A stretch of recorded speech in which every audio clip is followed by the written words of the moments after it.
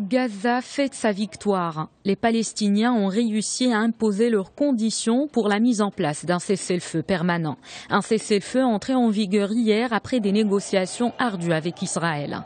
Cette trêve de longue durée négociée par l'entremise de l'Égypte intervient au 50e jour d'une guerre dévastatrice. Nous avons vécu une longue souffrance, une souffrance qui a duré 50 jours. Cette période a été extrêmement difficile pour nous tous. L'accord prévoit un allègement du blocus imposé par l'État hébreu, principale exigence des Palestiniens depuis le début des pourparlers au Caire. Israël a autorisé l'ouverture immédiate des points de passage vers la bande de Gaza. L'aide humanitaire et les matériaux de reconstruction seront ainsi acheminés.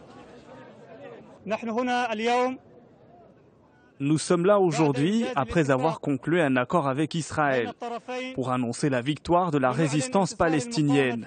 C'est la victoire de Gaza. De son côté, le secrétaire général des Nations Unies exhorte les deux parties à assumer leurs responsabilités. Selon lui, il faut commencer par respecter la trêve.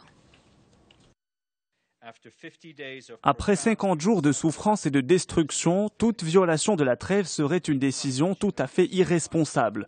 Tout effort qui ne s'attaquerait pas aux causes profondes de la crise ne ferait que préparer le terrain pour un nouveau cycle de violence.